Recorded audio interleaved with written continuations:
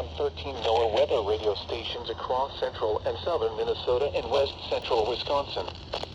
During dangerous weather situations, these specially built radios are automatically activated to warn for the hazard.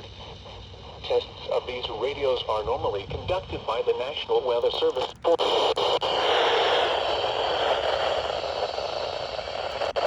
Near the normal test time, the test will be postponed until the next good weather.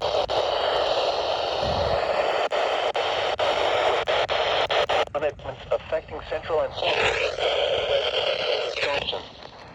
This concludes the test of the warning system. We now return to normal programming.